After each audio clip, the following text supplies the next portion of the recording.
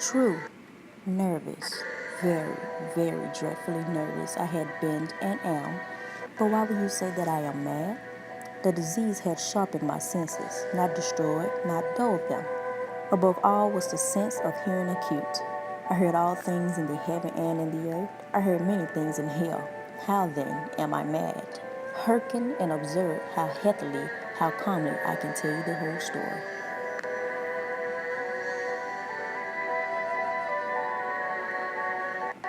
It is impossible to say how first the idea entered my brain, but once conceived, it haunted me day and night. Object, there was none. Passion, there was none. I loved the old man. He had never wronged me. He had never given me insult. For his gold, I had no desire. I think it was his eye. Yes, it was this. He had the eye of a vulture, a pale blue eye with a film over it. Whenever it fell upon me, my blood went cold.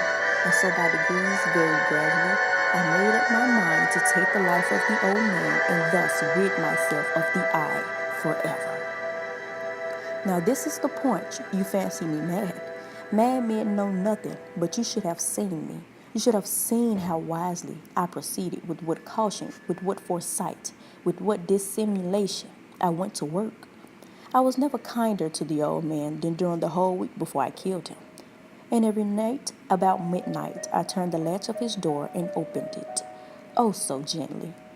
And then, when I had made an opening sufficient for my head, I put in a dark lantern, all closed, that no light shone out. And then I thrust in my head. Oh, you would have laughed to see how cunningly I thrust it in. I moved it slowly, very, very slowly, so that I might not disturb the old man's sleep.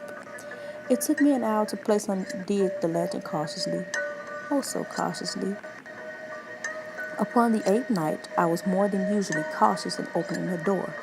I watched his hand moves more quickly than did mine. Never before that night had I felt the extent of my own powers, of my sagacity. I could scarcely contain my feelings of triumph to think that there I was opening the door little by little, and he not even to dream of my secret deeds or thoughts. I fairly chuckled at the idea. Perhaps he heard me, for he moved on the bed suddenly as if startled. Now you may think that I drew back, but no, his room was black as pitch with thick of darkness. Who's there? I kept quite still and said nothing. For a whole hour I did not move a muscle, and in the meantime I did not hear him lie down. He was still sitting at the bed, listening as I had done night after night, hearkening to the black watches on the wall. When I had waited a long time very patiently without hearing him lie down, I resolved to open a very, very little crevice in the lantern. So I opened it. You cannot imagine how stiffly I was. But then I started thinking of the neighbors and how they would call the police. I drew mad and threw him on the bed and suffocated him until he couldn't move no more. His body was lifeless. Yes. Ah, yes, his eye cannot drive me mad anymore. It was beautiful.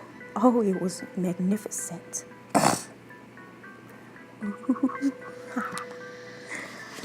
I decided that I may have dismembered his body by now, for I had no fear.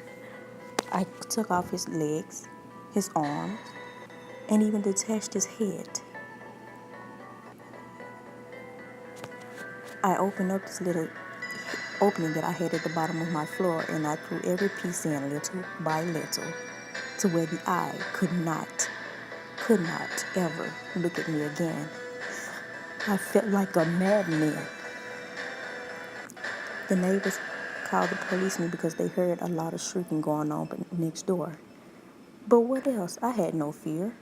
I bade the gentleman welcome. The shriek, I said, was my own in a dream. The old man I mentioned was absent in the country. I took my visitors all over the house. I bade them search well. I led them at length to his chamber. I showed them his treasures, secured undisturbed. In the enthusiasm of my confidence, I brought chairs in the room and desired them here to rest for their fatigues. The officers were satisfied. My manners had convinced them I was singularly at ease. They sat while I answered cheerily. They chatted familiar things.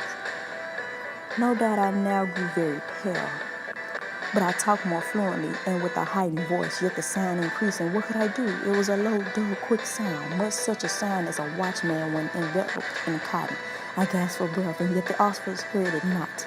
I talked more quickly, more vehemently, but the noise still increases. I arose and argued with trifles in a high key and with violent gesticulations, but the noise still increased. Why would they not be gone? I paced the floor to and fro with heavy strides, sitting and grated upon the boards, but the noise arose all over. Almighty God, no, they heard, they suspected, they knew.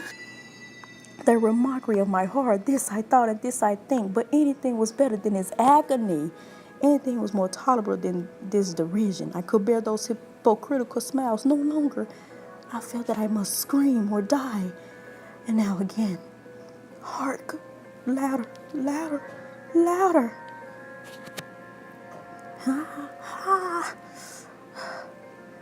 I drew mad.